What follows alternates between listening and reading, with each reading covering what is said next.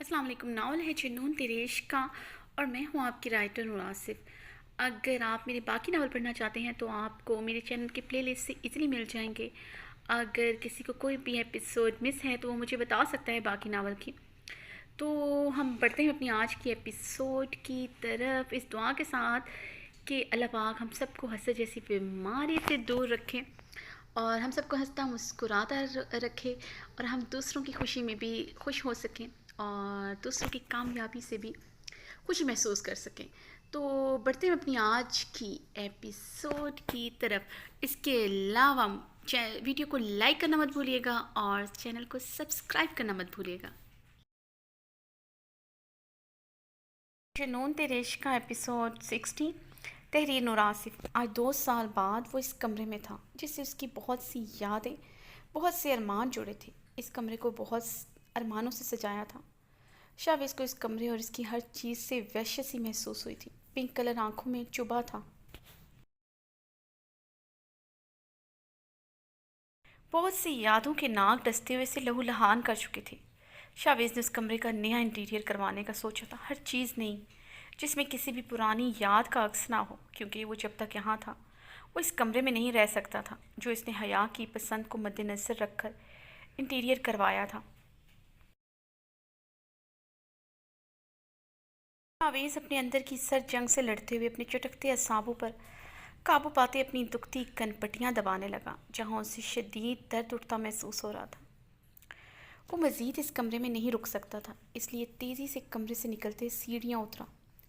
अरादा अपने अपार्टमेंट वापस जाने का था। वो यहाँ जाजिम की ज़िद की वजह से वापस आ गया था,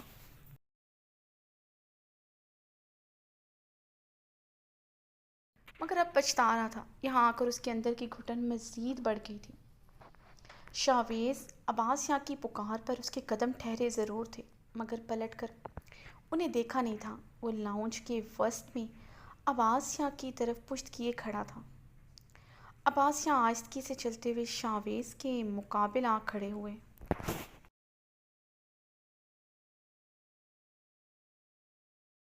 मुझे बहुत खुशी हुई है शावेज़, तुम वापस आ गए हो। अब्बास यहाँ शावेज़ के सर तने हुए नकोश को बगौर देखते हुए बोले, जहाँ सुर्खी संजीदगी की गहरी रमक थी। मैं यहाँ पर सिर्फ़ और सिर्फ जासिम और हैज़ल की रुखसती की वजह से आया हूँ। जासिम और मुशाइम के इसरार पर एक दफ़ा फिर से मैं अपने खुद गर्ज रिश्तों के बीच हूँ, जिनसे मैंने बहुत बेहद मोहब्बत की थी।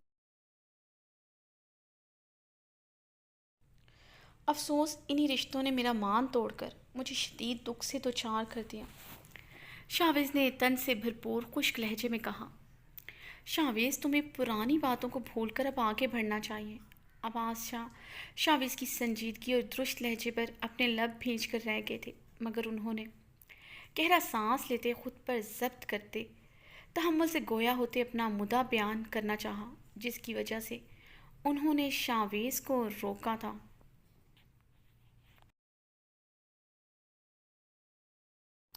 तुम्हें हया को रुखसत करवा लेना चाहिए। उसका इस सब में कोई कसूर नहीं है।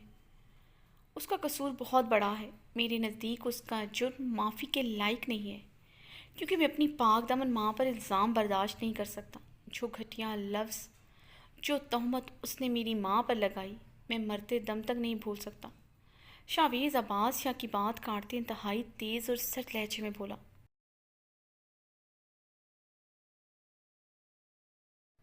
शावेज़, जहाँ मोहब्बत हो वहाँ बहुत सी बातों को इग्नोर करते आपस में फ़ासले समेट लेने चाहिए।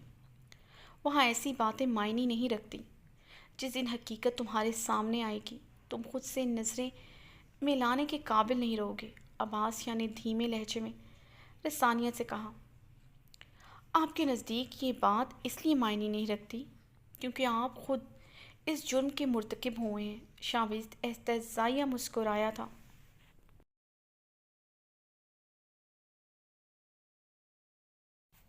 क्या कहा आपने? जहाँ मोहब्बत हो वहाँ बहुत सी बातों को इग्नोर कर देना चाहिए। जिनसे मोहब्बत हो उनके दिए हुए ज़ख्म ही तो नासूर बन जाते हैं। लफ्ज़ों का दिया हुआ घाव कभी नहीं भरता। आज भी खून रस रहा है मेरे ज़ख्मों से, मगर आपको अपने बेटे की अजियत तकलीफ़ कभी नज़र नहीं आएगी। جیسے میری ماں کی تکلیف آپ کو نظر نہیں آئی تھی۔ شاویز درد و درد و کرب کی انتہا پر بولتے، اپنے گھنے بالوں میں ہاتھ پھیرتے، اپنے اندر اٹھتے اضطراب پر قابو پانے لگا۔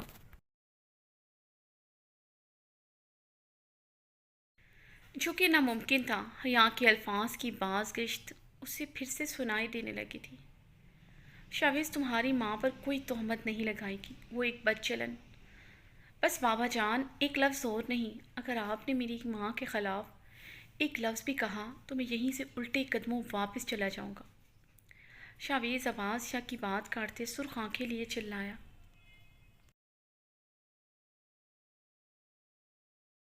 شاویز، میری بات سمجھنے کی کوشش کرو، میں تمہیں پچھلے 2 سالوں سے سمجھانے کی کوشش کر رہا ہوں۔ جیسا تم سمجھ رہے ہو ویسا کچھ نہیں ہے۔ عباس شاہ بے بسی سے بولے۔ وہ پچھلے 2 سالوں سے شاویز کو سمجھانے کی کوشش کر رہے تھے۔ وہ 1-2 بار شاویز سے ملنے لندن بھی گئے تھے، جب وہ لندن بزنس کے سلسلے میں چند ماہ کے لیے رکا تھا، مگر شاویز نے ان کی کسی بھی بات کو سننے سے انکار کر دیا تھا۔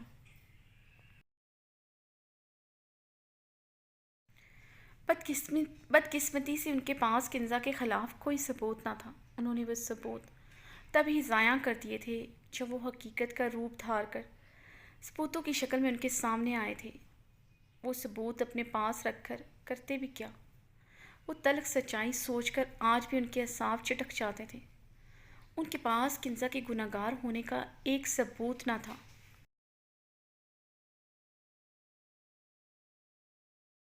مگر شاویز کے پاس کنزا کی بے گناہی کا ثبوت، کنزا کا لکھا ہوا خط تھا، جو اپنے آپ میں ایک تباہی تھا۔ بابا جان، حیرت ہے آپ پر، کسی دوسرے کی باتوں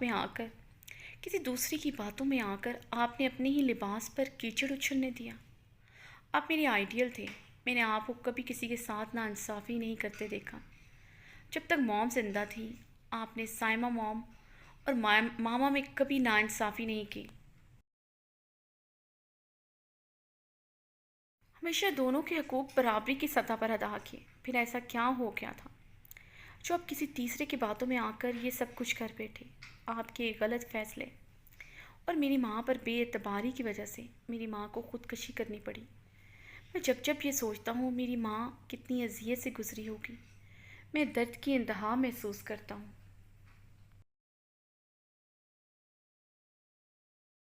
شوہر تو اپنی بیوی کے لیے سائباں ہوتا ہے، اس کی عزت کا محافظ۔ اسی گھر میں میری ماں کی عزت کو تار تار کیا گیا۔ آپ نے کیا کیا؟ میری ہی ماں پر الزام لگا دیا، ان پر چادر ڈالنے کی بجائے ان کو ہی رسوا کر دیا، اس زمان شاہ کی جان لینے کی بجائے اس کی بیٹی کو میری عزت بنا دیا۔ شاویز زخمی لہجے میں بولتے، اپنے بال مٹھیوں میں ایک بار پھر سے جکڑ گیا تھا۔ کنزا کی عزت کو زمان شاہ نے نشانہ بنایا۔ یہ سوچ کر ہی شاویز کے بدن میں چیونٹیاں رینگنے لگتی تھیں۔ وہ اپنے حواس کھونے لگتا تھا، تب دل کرتا تھا خود کو آگ کی بھٹی میں جھونک دے۔ وہ اپنی ماں کی عزت نہ بچا سکا، اس کا بدلہ نہ لے سکتا۔ شاوید، ایسا کچھ نہیں ہے، میں نے تمہاری ماں کو کبھی کوئی تکلیف نہیں دی، بلکہ جو تکلیف، جو اذیت اس نے مجھے دی ہے، تم نہیں سمجھ سکتے۔ کنزا میری محبت تھی، میری پہلی محبت۔ اس کا دیا ہوا دھوکہ آج بھی مجھے چین سے سونے نہیں دیتا۔ عباس شاہ کی آنکھیں شدت گریہ سے نم ہوئیں۔ دھوکہ آپ نے دیا میری ماں کو، ان کے اعتبار کو، ان کے مان کو، مجھے دھوکہ دیا آپ نے۔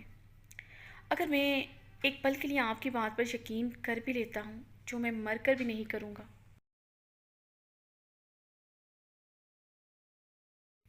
مجھے صرف اتنا بتائیں، آپ نے مجھ سے یہ حقیقت کیوں چھپائی؟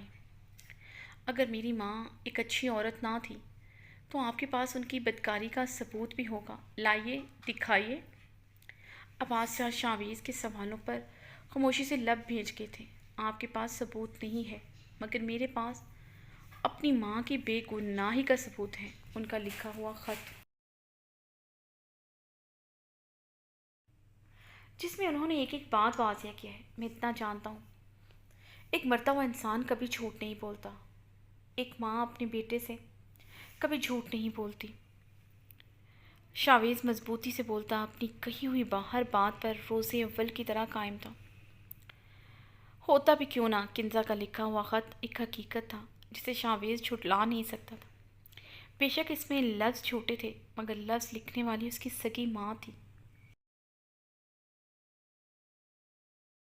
جس سے وہ محبت سے بھی زیادہ عقیدت کا رشتہ رکھتا تھا۔ اب آسیہ شاویز کی باتوں پر گہرا سانس لے کر رہ گئے تھے۔ اپنی کوشش میں وہ آج پھر سے ناکام ہو چکے تھے۔ ٹھیک ہے، تمہیں میری بات نہیں سمجھنی تو مت سمجھو۔ ہیزل کے ساتھ حیا کی بھی رخصتی ہوگی، یہ میرا فیصلہ ہے۔ تمہیں اس فیصلے کو میرا حکم سمجھ کر ماننا ہوگا۔ اب آسیہ حکمیہ لہجے میں بولے۔ سوری بابا جان، میں آپ کا یہ حکم نہیں مان سکتا۔ میں اسے نہیں اپنا سکتا، اس لیے نہیں کہ وہ زمان شاہ کی بیٹی ہے۔ یہ حقیقت اپنی جگہ ہے، وہ اس انسان کی بیٹی ہے جس سے میں سب سے زیادہ نفرت کرتا ہوں، مگر میری محبت میری نفرت پر غالب آ گئی تھی۔ میں اسے مہندی والی رات دلہن بنا دے کر سب کچھ بھول گیا تھا کہ اس کا تعلق کسی زمان شاہ سے بھی ہے۔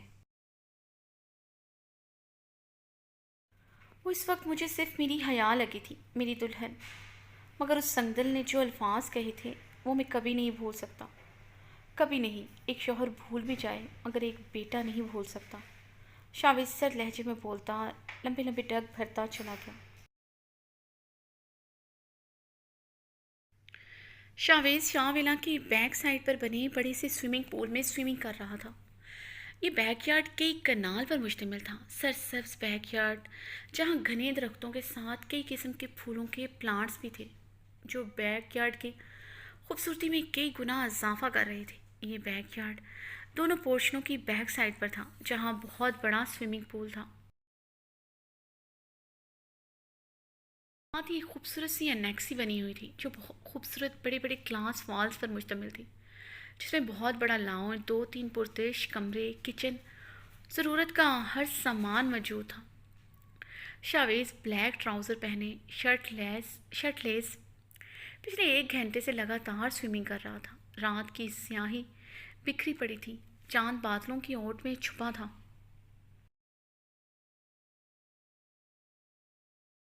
اس لیے رات کی سیاہی آج کچھ زیادہ ہی گہری تھی۔ وقفے وقفے سے چاند بادلوں کی اوٹ سے اپنی جھلک دکھاتا تو سوئمنگ پول چاندنی میں نہا جاتا۔ اچانک سے ہلکی ہلکی پھوار پڑنا شروع ہو گئی تھی۔ یہ پھوار شاویز کو اپنے سلکتے دل پر آگ کی طرح برستی محسوس ہو رہی تھی۔ اوائل نومبر کے دن تھے، موسم میں خنکی کافی بڑھ گئی تھی۔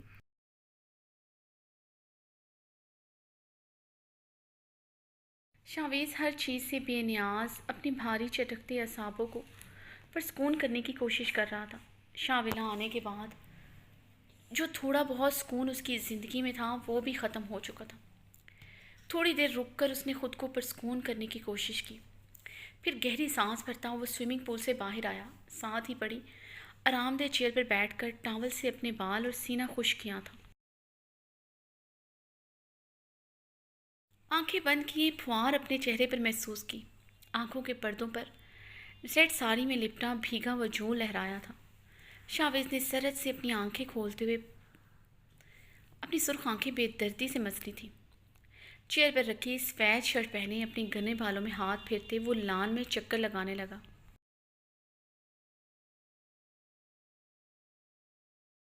جلد ہی دل و دماغ ہر چیز سے اکتا گیا تھا، ہر چیز سے اکتاہٹ کا شکار ہوتے وہ اپنی کار کی چابیاں اٹھائے کار پورچ کی طرف بڑھا۔ چلتے سلکتے دل پر ٹھنڈی پھوار سی پڑی تھی، ابر کے قطرے امرت سے محسوس ہوتے اس کے اندر چاشنی سی کھولتے اسے نئی زندگی کی نوید سنا چکے تھے۔ سینے میں دھڑکتا لوتھڑا جو کچھ دیر پہلے بالکل ساکت خاموش تھا، اب لوتھڑے میں حرکت ہوئی تھی۔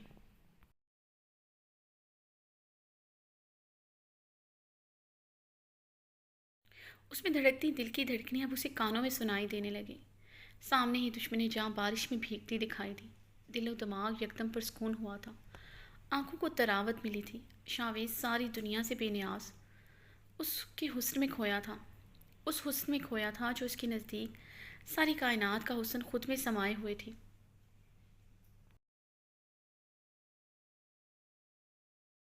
حیا چہرہ آسمان کی طرف کی اپنی باہیں پھیلائے आंखें मीचे खुद पर बरसती बारिश की नन्ही नन्ही बूंदें गिरती महसूस कर रही थी।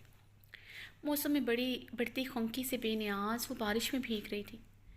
चेहरे पर गिरती बूंदें शबनम की मोतियों की तरह महसूस हो रही थी, जिसमें बंद आंखों से बहते मोती भी शामिल थे, जो बारिश की बूंदों में मिलकर अपनी पहचान खो बैठे थे।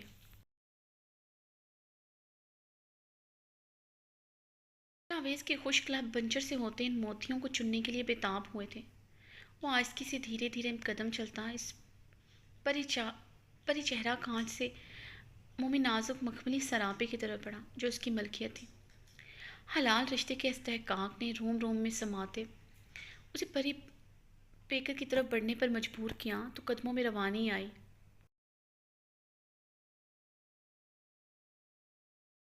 उसके पास आकर उससे 2 कदम के फासले पर ठहर कर उसकी परकशिश नकोश को वो तरसती निगाहों से देखते हुए हिफ्स करने लगा। पता नहीं ये मौका उसे ज़िंदगी में अब कब मिले, इसलिए वो यकटिक उसके सहाराना मलकोती नकोश में खोया अपनी तरसती निगाहों की प्यास बुझाने लगा। वो सहाराना जादूगरनी जिसके शहर से वो चाह कर भी ना निकल सका था।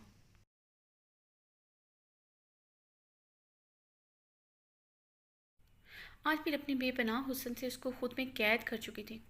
उसका दिल उस हुस्न की मलका का गुलाम हुआ था। शाविज ने हाथ बढ़ाकर अपनी उंगलियों से उसके चेहरे से गिरती शबनम को चुना तो उसकी जादुई लम्स से होश की दुनिया में वापस आई। ये लम्स तो वह हज़ारों में पहचान सकती थी। अपने सामने खड़े सितमगर को देखकर निगाहें बेयकीन हुई थी।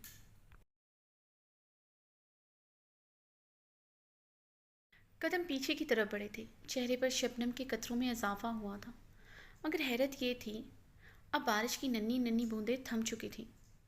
कदम पीछे की तरफ लेते रुख पलटते वो अपने पोर्शन की तरफ बढ़ी, मगर उसकी नाजुक गुलाई पर फुलादी मजबूत गिरफ्त आन ठहरी थी। हया की भीगी आंखें उसकी फुलादी गिरफ्त पर थीं। वो एक ही झटके में उसे खींचते अपने मुकाबिल करते अपने हिसार में जकड़ चुका था।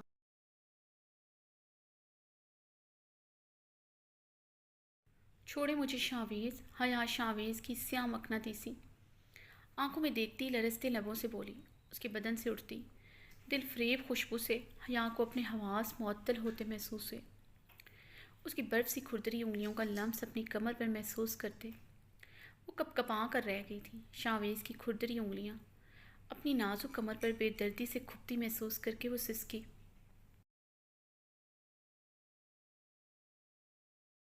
कि शावेज की सट नज़रें अपने सरापे पर महसूस करते हया ने गुस्से से उसे खुद से दूर करने की कोशिश की तो वो मज़ीद उसे अपने करीब कर गया। बहुत गहरी बेबाक नज़रों से उसके सरापे को घूर रहा था। हया ने नज़रें झुकाई, खुद पर निगाह की तो वो शर्मो खिफ से सुर्ख पड़ी। वो इस टाइम सफ़ेद नाइट सूट में थी। सफ़ेद खुले से ट्राउज़र और white half sleeves T shirt पहन रखी थी, जो इंतहाई बारीक थी। इस वक्त उसके बदन की तमाम रनाइयाँ पूरी आबो ताब से रोशनी थी। यहाँ तक कि ट्राउज़र से उसकी सफ़ेद से डोल टांगे भी नुमायाँ हो रही थी। हया का रंग अब तांबे की मानद सुर्ख हुआ था। शावेज़ के हिसार में हया ने नज़रें झुकाई, अपने दोनों बाजू अपने सीने पर लपेटे, जिसे देखते शावेज़ इस्तेहज़ाया मुस्कुरा उठा।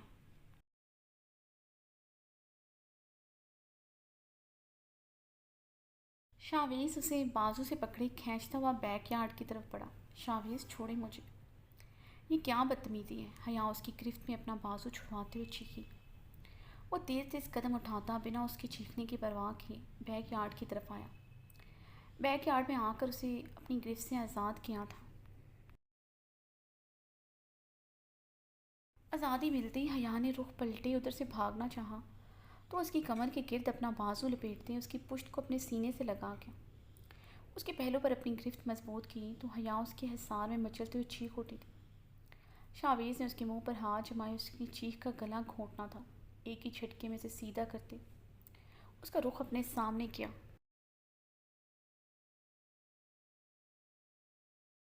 हया फटी फटी आंखों से उसकी सर्द सुर्ख बेतासर आंखों को देख रही थी। शावेज़ ने उसे कंधों से थामकर दीवार के साथ लगाया, अपने दोनों हाथ उसके गिर्द मैसूर किए, उसकी राह फरार के तमाम रास्ते मसदूद कर गया। क्या मसला है आपको, क्या चाहते हैं आप मुझसे?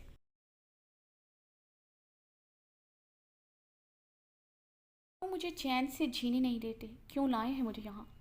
حیا نے غصے سے بولتے ہوئے شاویز کے سینے پر زوردار ہاتھ مارتے اسے خود سے دور دھکیلنے کی کوشش کی۔ میں تمہیں چین نہیں لینے دیتا یا تم اپنی فضول حرکتوں سے میرا چین و سکون خراب کر دیتی ہو؟ اپنے حلیوں پر نگاہ ڈالو، تمہیں خود ہی اندازہ ہو جائے گا میں تمہیں یہاں کیوں لایا ہوں۔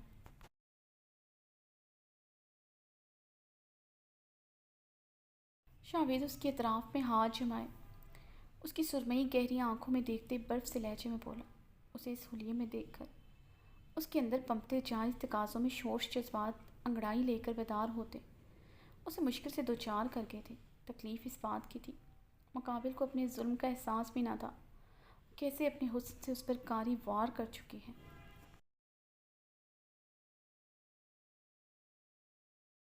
میرا حلیہ جیسا بھی ہو، آپ کو اس سے کیا؟ جب مجھے کوئی پرابلم نہیں تو آپ اعتراض کرنے والے ہوتے کون ہیں؟ حیا نے شاویز کی آنکھوں میں دیکھتے ایک ایک لفظ چبایا تھا۔ میں کون ہوتا ہوں؟ اگر میں یہ بتانے پر آ گیا کہ میں تمہارا کون ہوں مجھے تو بہت راحت مل جائے گی، مگر جانے من تمہاری نازک جان یہ سب برداشت نہیں کر پائے گی۔ شاویز اس کے چہرے پر اپنی آنچ دیتی سانسیں چھوڑتے تنزیہ مسکرا اٹھا۔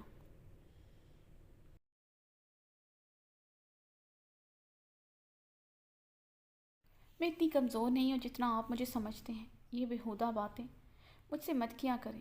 میں پہلے والی حیا نہیں ہوں جس کا آپ کی باتوں سے دل دھڑک اٹھے۔ حیا نے اب کی بار پوری قوت سے اپنی پوری طاقت سے اس کے سینے پر ہاتھ مارا۔ شاویز کی چٹانی سینے پر ہاتھ مارنے کی وجہ سے اس کے نازک ہاتھ میں ہی درد کی لہر اٹھی تھی، جیسے اس نے کسی پتھر پہ اپنا ہاتھ مار کر خود کو زخمی کر دیا ہو۔ پتھر ہی تو تھا وہ جسے وہ انسان سمجھ کر اپنا دل لگا بیٹھی تھی۔ حیا کی آنکھوں میں ستاروں کی جلملاہٹ ہوئی۔ شاویز اس کی آنکھوں میں ابری نمی کو دیکھ کر استہزائیہ مسکرا اٹھا۔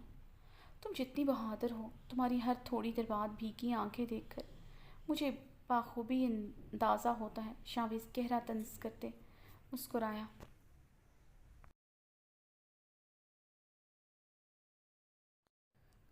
تم بہادر نہیں ہو، بے شرم ہو گئی ہو، بے شرم بیوی۔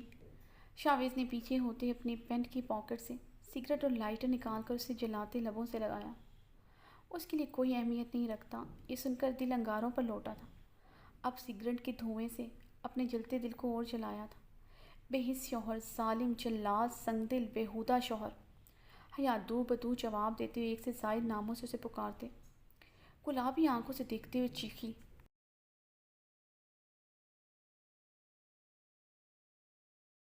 شاویز کے سگریٹ میں دبے انابی لب مسکراہٹ میں ڈلے تھے۔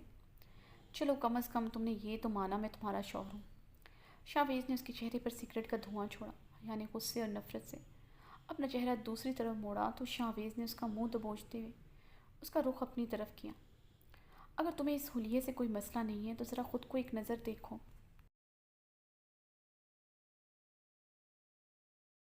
اگر تم نے میرے سامنے خود کو نظر بھر کر بھی دیکھ لیا تو سمجھ جاؤں گا مسئلہ تمہارے حلیے میں نہیں، خلل میرے دماغ میں ہے۔ میں ہی سدھی سوچ والا کم ظرف مرد ہوں۔ شاویز اس کا جبڑا دبوچتے کر آیا۔ شاویز نے اپنے موبائل ٹراؤزر سے نکال کر حیا کی کلوز تصویر بنا کر موبائل حیا کی آنکھوں کے سامنے لہرایا۔ شاویز کی لی ہوئی کلوز تصویر میں اس کے بدن کی ایک ایک رنائی ظاہر ہو رہی تھی، یہاں تک کہ اس کے باریک شرٹ سے چکمک کرتے دودھیا سراپے پر تل بھی نمایاں ہوتے دکھ رہے تھے۔ حیا کا رنگ لمحوں میں سرخ انار ہوا تھا۔ حیا نے جھپٹتے ہوئے شاویز کے ہاتھ سے موبائل لینا چاہا جسے وہ سرعت سے پیچھے کر گیا۔ موبائل کو اپنے ٹراؤزر کی پاکٹ میں واپس ڈال دیا۔ شاویز یہ کیا بےہودگی ہے، ڈیلیٹ کریں اسے۔ حیا غرائی۔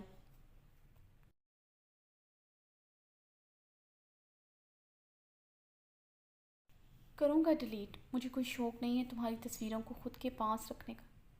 ویسے بھی تصویر اس دل میں ہونی چاہیے۔ افسوس اس دل میں بنی تمہاری تصویر کب سے دھندلی پڑ گئی ہے، بلکہ کب سے جل چکی ہے، اب راکھ کے سوا کچھ نہیں ہے۔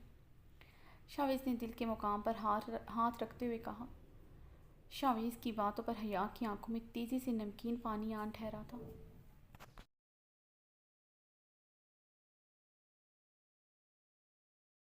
حیا نے گہری سانس لیتے اپنی آنکھوں میں آئی نمی کو گال پر بہنے سے روکا، اپنے لب کاٹتے اپنے آنسو پیچھے دھکیلنے کی کوشش کی۔ اب مجھے بتاؤ بے شرم بیوی، خود کو اس بےہودہ حلیے میں دیکھتے تمہاری رنگت آگ سی سرخ کیوں پڑی ہے؟ اگر یہ حلیہ اتنا ہی مناسب ہوتا تو تم یوں سرخ پڑتے؟ اپنی نظریں مجھ سے نہ چراتی۔ اپنے شوہر کے سامنے اس حلیے میں تم سرخ انار ہو گئی ہو۔ اگر اس حلیے میں تمہیں کوئی اور دیکھ لیتا تو یقیناً شرم سے زمین میں ہی گڑ جاتی، یا پھر یہ شرم و حیا تمہیں صرف اپنے محرم کے سامنے ہی آتی ہے، غیر مردوں کے سامنے تم اس حلیے میں کافی کمفرٹیبل محسوس کرتی ہو۔ شاویز کی طنز بھری باتوں پر حیا کا چہرہ اب غصے کی تمازت سے سرخ پڑا۔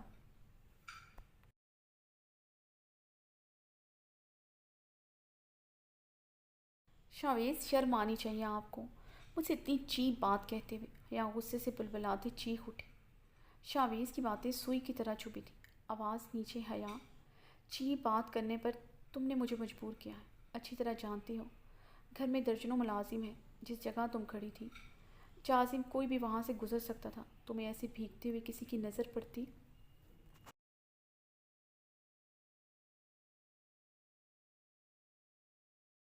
سوچو کیا مقام رہ جاتا تمہارا۔ شاویز اس کے اطراف میں ہاتھ جماتا سرد آواز میں غرایا، تمہیں فرق نہ پڑتا، لیکن ایک بات میری یاد رکھنا شاویز، یہاں کو بہت فرق پڑتا ہے، کسی کی نظروں میں بھی تم گرو، یا پھر کوئی بھی تم پر ایک غلط نظر بھی ڈالے۔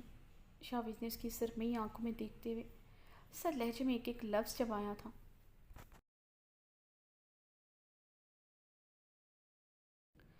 آپ کو کیوں فرق پڑتا ہے؟ جب مجھ سے اتنی ہی نفرت ہے تو کیوں فرق پڑتا ہے آپ کو؟ جہاں تک دوسروں کی نظروں میں میرا مقام گرنے کی بات ہے، جس کا شوہر اسے دلہن کے لباس میں طلاق دینے لگا ہو، اس لڑکی کا کیا مقام رہ جاتا ہے؟ کیا ہوگا اس لڑکی کا مقام دوسروں کی نظر میں؟ حیا نے بھیگے لہجے میں سوال کیا، چاہتے ہوئے بھی اپنے لہجے میں شبنم دھرانے سے روک نہ سکی تھی۔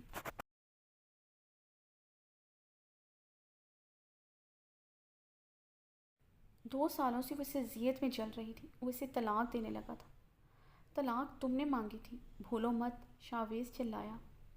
تھپڑ آپ نے مارے تھے، یہ بات لگتا ہے آپ بھول گئے ہیں۔ حیا نے بھی چلاتے ہوئے کہا۔ بارش شدید تیز ہوئی تھی، ٹھنڈے یخ پانی کے موٹے قطروں نے دونوں کو بھگو دیا، دونوں پوری طرح بھیگ اٹھے تھے۔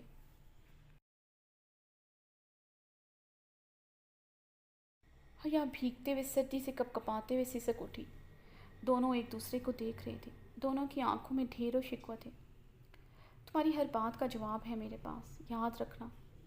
تم میری مجرم ہو حیا، زندگی میں کبھی ہم دونوں اس مقام پر آ گئے جہاں ہم دونوں کو ایک دوسرے کے سوالوں کا جواب دینا پڑا، نظریں تمہاری جھکیں گی۔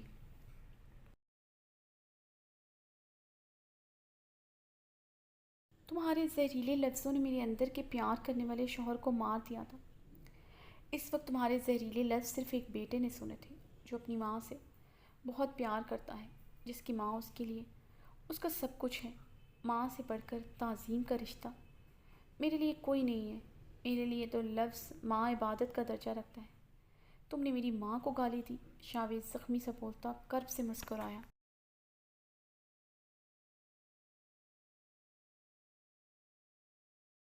انگلیوں میں دبا ہوا سگریٹ چھکے بجھ چکا تھا، اسے نیچے پھینک کر ٹراؤزر سے ایک اور سگریٹ نکال کر لائٹر سے سلگاتے، لبوں سے لگا کر گہرا کش لیتے، اپنے اندر اٹھتی وحشت کو کم کرنے کی کوشش کی۔ سامنے کھڑے ستمگر کے لفظ پھر سے یاد آئے تھے۔ حیا دیوار کے ساتھ لگی بھیگتے شاویز کو دیکھ رہی تھی،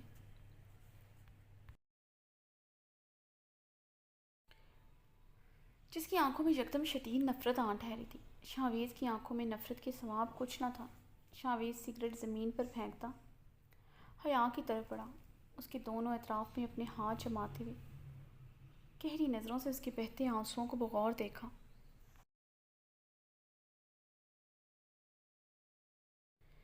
تیرے لفظوں نے میرے اندر زہر جو بھرا ہے، تیرے لفظوں نے میرے اندر کے انسان کو مار ڈالا ہے۔ صفاقی نام کیا ہے تیرے نزدیک؟ صفاق تو نہیں، تیرے لفظ تھے، تیرے لفظوں کی اذیت نے مجھے مار ڈالا ہے۔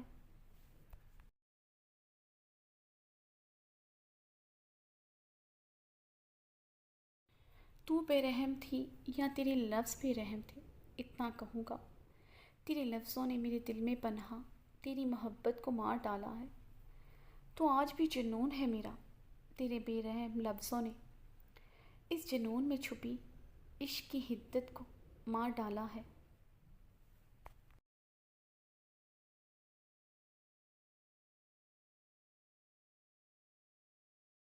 شاویز نے اس کے چہرے پر نظریں جمائیں، ایک ایک لفظ پر زور دیتے۔ حیا کے زخمی دل کو مزید لہولہان کیا تھا۔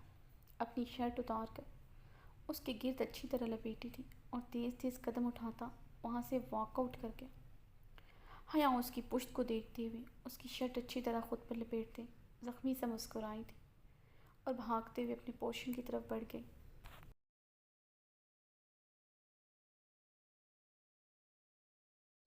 حیضل اپنی انجیو کے سلسلے میں ایک سیمینار اٹینڈ کرنے اسلام آباد گئی ہوئی تھی۔ سیمینار اٹینڈ کرنے کے بعد وہ مختلف این جی او کے ورکر سے مل رہی تھی جو دوسری این جی او سے تعلق رکھتے تھے۔ اس سیمینار میں خواتین کی تعداد زیادہ تھی۔ وہ خود جس این جی او سے منسلک تھی وہ خواتین پر مشتمل تھی۔ ابھی بھی وہ مس قدسیہ جو اس ادارے کی ہیڈ تھی ان کے ساتھ کھڑی مختلف خواتین سے بات کر رہی تھی، دوسری این جی اوز کے مسائل سن رہی تھی۔ فون کال پر چگمگاتے نمبر کو حیرت سے دیکھتے سب سے ایکسکیوز کرتی باہر آئی۔ ہیلو، ہیزل نے فون کان سے لگائے آہستگی سے کہا۔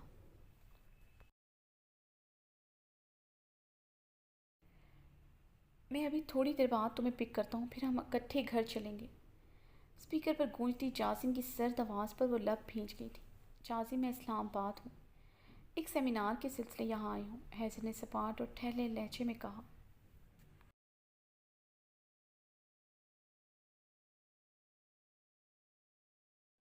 جانتا ہوں تم اسلام آباد ہو، میں یہاں پر ایک میٹنگ کے سلسلے میں آیا ہوں، تھوڑی دیر بعد تمہیں پک کرتا ہوں۔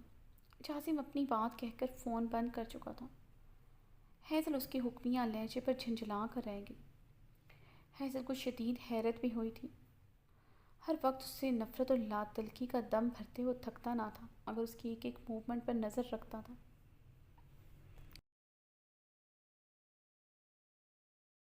ہیزل گہری سانس لیتے جازم کے عجیب و غریب رویے کے متعلق سوچنے لگی۔ وہ ان 2 سالوں میں جازم کے رویے اور اس کی تکلیف دہ باتوں کی وجہ سے خود کو اس سے صدیوں کے فاصلے پر محسوس کرتی تھی۔ وہ جازم کے ساتھ واپس نہیں جانا چاہتی تھی۔ وہ اس کی آنکھوں اور لہجوں میں اپنے لیے حقارت برداشت نہیں کر سکتی تھی۔ ہیزل اپنی سوچوں میں گم اندر حال کی جانب پڑی۔ جب کسی سے بری طرح ٹکرائی تھی، کسی نے اسے اپنی مضبوط باہوں میں سنبھالا تھا۔ اپنے سامنے برہان خانزادہ کو دیکھ کر ہیزل کی آنکھوں میں حیرت کا تاثر ابھرا۔ وہ بلیک پینٹ کوٹ میں کافی فریش اور پرکشش لگ رہا تھا۔ لبوں پر وہی نرم سی مسکراہٹ تھی جو اسے دیکھتے ہی اس کے ہونٹوں پر رقص کرنے لگتی۔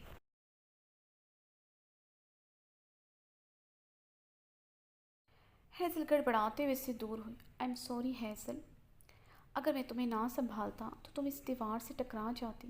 برہان نے اپنی پیچھے بنی دیوار کی طرف اشارہ کیا۔ ہیزل نے شرمندہ ہوتے دیوار کو دیکھا جو برہان کی پشت پر 2 قدم کے فاصلے پر تھی۔ وہ اپنی سوچوں میں اتنی محو تھی، واقعی میں برہان خانزادہ اسے نہ تھامتا تو وہ دیوار کے ساتھ جا ٹکراتی۔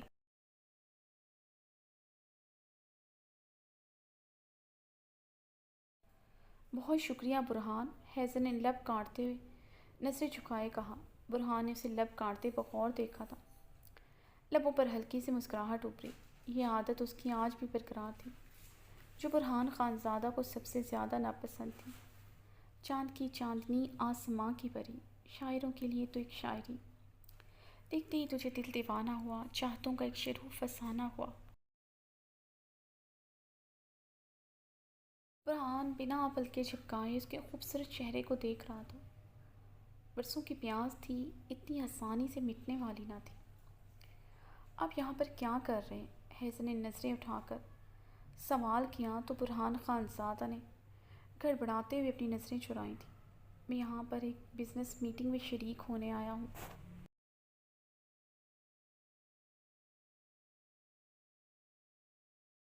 برہان نے سنجیدگی سے کہتے ہوئے اپنی نگاہوں کا مرکز اپنے چمکتے سیاہ بھوٹوں کو ٹھہرایا۔ اگر وہ اس سحرانہ آنکھوں والی جادوگرنی کو نظر بھر کر اور دیکھ لیتا تو اس کے لب بے اختیار ہوتے، تعظیماً اس کی نیلی گہری سمندر سی آنکھوں کو چوم لیتے۔ وہ لوگ اسلام آباد کے ایک بہت بڑے ہوٹل میں موجود تھے۔ ہوٹل کے ایک ہال میں ان کا سیمینار منعقد تھا۔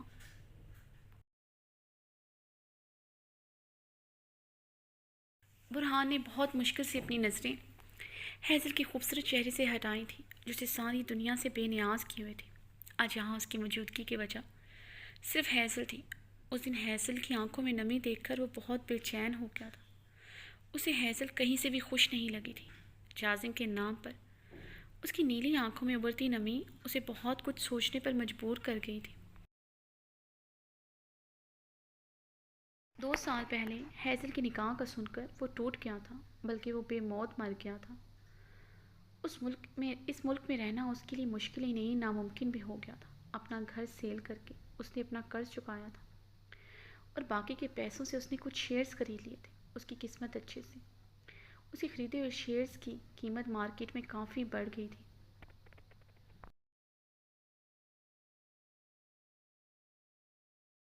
اس نے اپنے شیئرز بیچ کر جو کروڑوں میں تھے ایک دوست کے ساتھ بزنس میں انویسٹ کر دیے۔ فرحان خود تو باہر چلا گیا۔ اس نے وہاں بہت سی کمپنیوں سے کانٹیکٹس بڑھا کر اپنے چھوٹے سے بزنس کے لیے چھوٹے چھوٹے پروجیکٹس حاصل کیے۔ یہاں پاکستان میں اس کے دوست کی دن رات محنت کے نتیجے میں ان کا بزنس کافی اچھا چل رہا تھا۔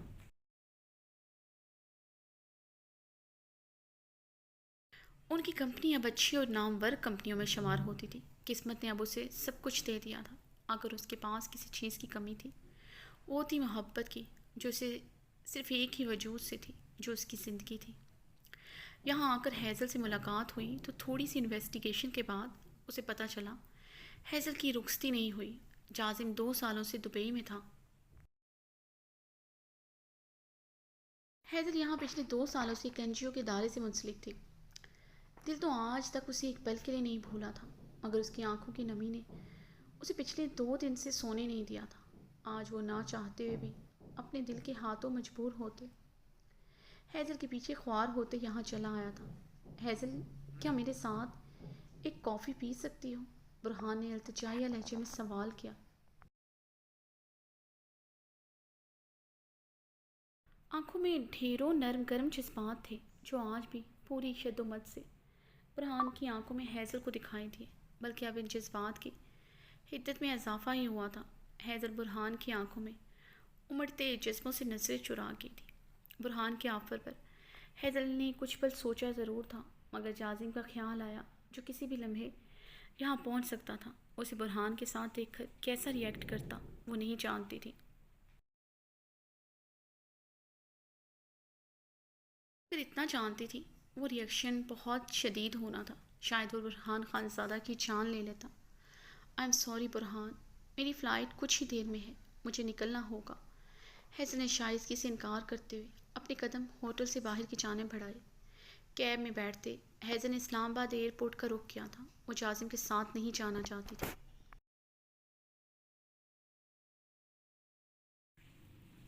اس لیے اسے بغیر بتائے وہ وہاں سے نکلتی چلی گئی۔ برہان خانزادہ ہیزل کے جانے کے بعد گہرا سانس بھرتا رہ گیا تھا۔ انابی لبوں پر زخمی سی مسکراہٹ تھی۔ پتہ نہیں اس دل کو اور کتنا خوار ہونا تھا۔ اس دل کو کبھی اس کی منزل ملنی بھی تھی یا نہیں وہ نہیں جانتا تھا، صرف اتنا جانتا تھا یہ دل خوش فہم ہونا جانتا ہے۔ خوش فہم ہو چلا تھا۔ برہان خانزادہ نے کوٹ کی پاکٹ سے بلیک سن گلاسز لگائے، آنکھوں میں ابھرتی نمی کو چھپایا۔ ہوٹل سے باہر نکلتے ہی وہ اپنی گاڑی کی طرف بڑھ گیا جہاں ڈرائیور اس کا انتظار کر رہا تھا۔ شاویز میٹنگ روم میں بیٹھا حیا کا انتظار کر رہا تھا۔ ان کی کمپنی نے ایک بہت بڑا پروجیکٹ حاصل کیا تھا۔ وہ لندن میں رہ کر اس کمپنی کو چلاتا رہا تھا۔ ہر ہفتے وہ تمام آفس سٹاف کے ساتھ ایک لائیو ویڈیو کانفرنس کرتا جس میں حیا کبھی شامل نہ ہوتی۔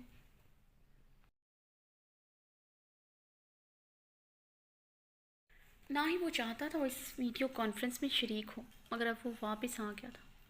اب ایک دوسرے سے کنایا تعلق ناممکن تھا۔ وہ جانتا تھا حیا نے پچھلے 2 سالوں سے اس کمپنی کو بہت اچھی طرح سنبھالا ہے۔ اب کمپنی کا کوئی بھی پروجیکٹ اس کی شمولیت کے بغیر ادھورا تھا۔ آج کی میٹنگ میں بھی حیا کا ہونا بہت ضروری تھا۔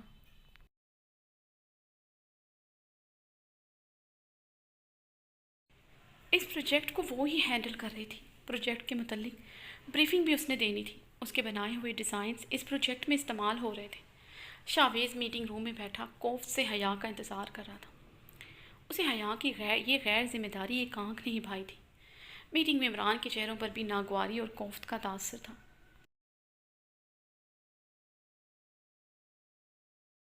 جسے محسوس کرتے میٹنگ روم میں بیٹھے افراد کو ایک نظر دیکھتے ہوئے شاویز نے لب بھینچتے میٹنگ شروع کی تھی۔ پروجیکٹ کے متعلق اہم پوائنٹس ڈسکس کرتے ہوئے ابھی 5 منٹ ہوئے تھے۔ حیا دروازہ نوک کرتے فائل ہاتھوں میں پکڑے اندر داخل ہوئی۔ سب کو سلام کرتے وہ اپنی چیئر پر بیٹھے۔ آئی ایم سوری، مجھے تھوڑا لیٹ ہو گیا۔ حیا نے شائستگی سے میٹنگ میں موجود تمام عمران سے معذرت کی تھی۔ شاویز نے پہلو بدلتے ہوئے حیا کو دیکھا، جو ڈیپ ریڈ کلر کے کھلے سے فلیپر نما ٹراؤزر پر فل سلیوز میں بےحد شارٹ شرٹ میں ملبوس تھی، جس کے گلے پر ریڈ موتیوں کا کام ہوا تھا۔ دوپٹہ گلے میں ڈال رکھا تھا۔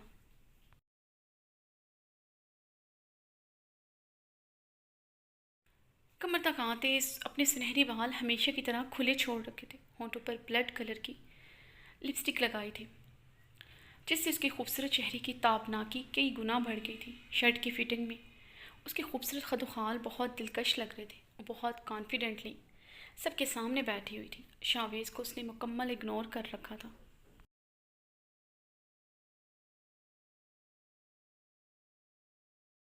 حیا کی لاتعلقی اگنورنس شاویز کے اندر چلتے شعلوں کو مزید بھڑکا رہی تھی۔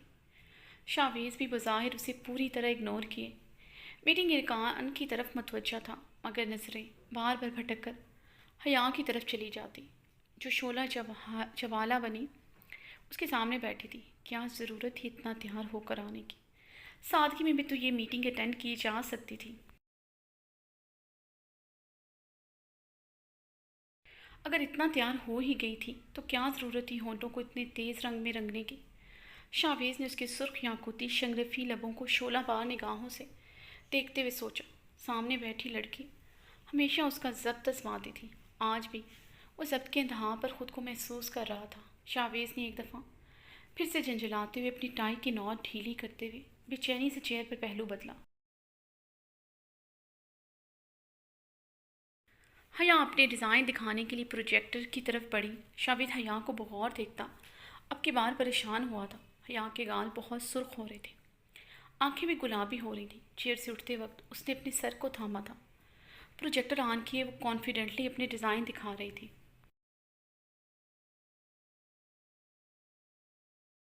حیا نے پروجیکٹر کی طرف مڑتے ایک دفعہ پھر سے اپنے سر کو تھاما تو شاویز چیئر سے اٹھتا بے چینی سے اس کی طرف بڑھا۔ اسے کندھے سے تھامے اس کا رخ اپنے سامنے کیا۔ حیا حیران ہوتے شاویز کو دیکھ رہی تھی، جو اس کے مقابل کھڑا بہت گہری نظروں سے مگر پریشانی کے عالم میں اسے دیکھ رہا تھا۔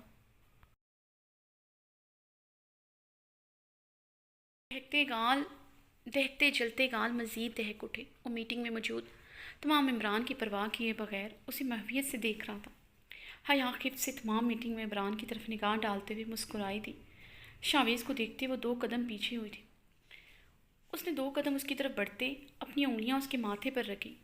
شاویز کو لگا جیسے اس نے جلتے انگاروں کو چھو لیا ہو۔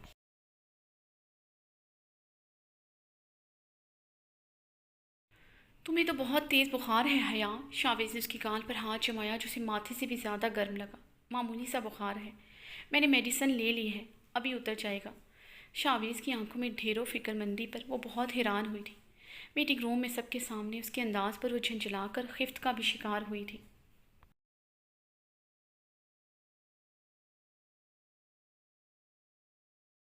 معمولی بخار لگ رہا ہے تمہیں؟ اپنی حالت دیکھی ہے تم نے؟ کیا ضرورت تھی آفس آنے کی؟ شاویز کی آواز یکدم اونچی ہوئی تھی۔ شاویز کی اونچی آواز پر وہ لب کاٹ کر رہ گئی۔ شاویز اس وقت ہم میٹنگ میں ہیں، پلیز، حیا نے بے بسی سے کہا۔ میٹنگ میں موجود افراد اب عجیب نظروں سے ان دونوں کو دیکھ رہے تھے۔ آئی ایم سوری جینٹل مین، یہ میٹنگ ہم مزید کنٹینیو نہیں کر سکتے۔ میری وائف کی طبیعت ٹھیک نہیں ہے، مجھے انہیں ڈاکٹر کے پاس لے کر جانا ہے، شاویز نے میٹنگ ممبران کی طرف متوجہ ہوتے سنجیدگی سے کہا۔ میٹنگ ممبران کے چہروں پر ناگواری کا تاثر لہرایا تھا۔ وہ اس بات میں سر ہلاتے خاموشی سے وہاں سے چلے گئے۔ شاویز، یہ کیا حماقت کی ہے آپ نے؟ انہیں یہ بات بالکل پسند نہیں آئی۔ وہ کافی سنجیدگی اور خاموشی سے یہاں سے گئے ہیں۔ یقیناً وہ یہ ڈیل کینسل کر دیں گے۔ It's not professional behaviour. حیا ناگواری سے بولتے آگے کی جانب بڑھی۔ زوردار چکر آنے پر سر کو دونوں ہاتھوں سے تھاما تو شاویز نے اسے اپنی باہوں میں بھرا۔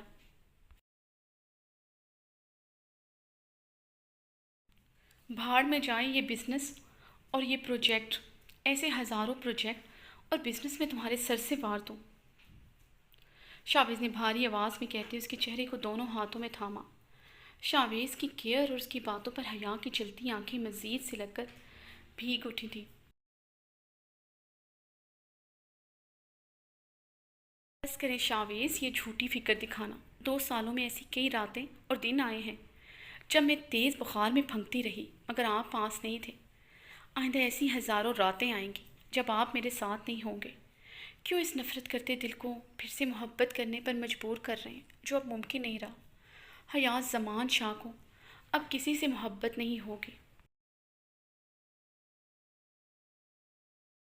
شاویز یہاں سے یہ دل ہمیشہ نفرت کرے گا کیونکہ یہ سزا حیا شاہ نے شاویز یہاں پر اعتبار کرنے پر خود کو دی ہے کہ وہ ساری زندگی نفرت کی آگ میں جلتے ہوئے گزارے۔ آپ تو سمجھتے ہوں گے نفرت میں کیسی اذیت ہوتی ہے، کتنا جلنا پڑتا ہے، شمع کی طرح قطرہ قطرہ، حیا نے بھیگے لہجے میں کہتے ہوئے شاویز کو اپنے کانپتے ہاتھوں سے خود سے دور کیا۔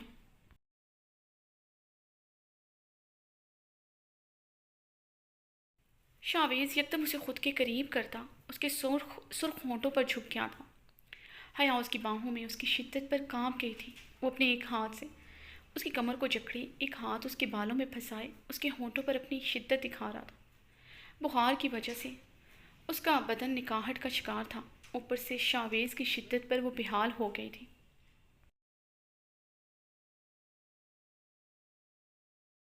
شاویز نے اس کے ہونٹوں کو آزاد کرتے ایک دفعہ پھر سے اس کے چہرے کو اپنے دونوں ہاتھوں میں بھرا۔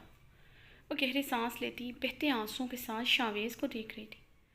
نفرت ہو یا محبت، میں جنونیت کا قائل ہوں۔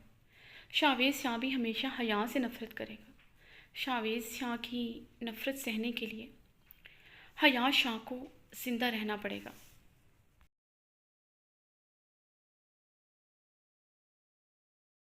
حال میں زندہ رہنا پڑے گا۔ شاویز اس کا چہرہ دونوں ہاتھوں میں تھامے بھاری آواز میں بولا۔ حیا نے آنکھیں میچے سسکی لی تھی۔ چلو ڈاکٹر کے پاس چلیں۔ شاویز کہتے ہوئے اس کا ہاتھ تھامے آفس سے باہر نکل گیا۔